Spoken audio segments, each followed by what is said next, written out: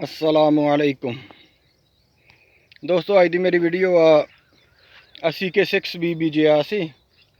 एक चोनी यदि कढ़ ली है तो अलहमदुलिल्ला 19 मन एकड़ आया वा। तो आ हुण दूसरी च भी वारा जिहड़ा वो खिड़िया खड़ा तकरीबन। आ देखो,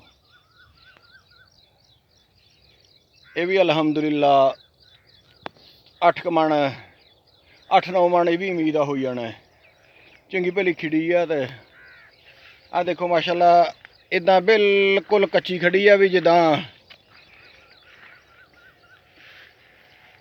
आ नवीं कपावां बीजियां होंदियां ना मौसमी, इस तरह कच्ची खड़ी आ। ते कद कद बहुत खिच्ची जान डई सी। ते इस तो इनू हुण 15 लाई आ। खिले जिहड़े इत्थे साडे पानी डूंगा वा, तो खिले जिहड़े 15 बर्दाश्त नहीं करते, लेकिन इनू 15 लाई आ। हुण अज 13 दिन हो गए। इंशाअल्लाह कल परसों दी पानी दिला देना इनू। आओ देखो बिल्कुल हरी भरी।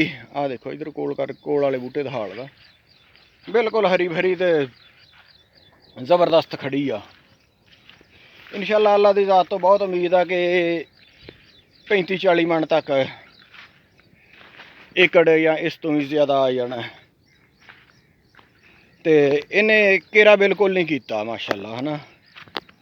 आ देखो उधर तो वड्डी कपास सी, कुछ हरी भरी ज़्यादा सी, घट दिसदी सी खिड़ी। इधरों देखो माशाअल्लाह चिट्टी हुई पई आ। तो इस तरह दियां होर वीडियो देखने लई सारे दोस्त मेरे चैनल को सबसक्राइब कर लो, नाल घंटी वाले बटन भी नपदे। जज़ाकुमुल्लाह खैर।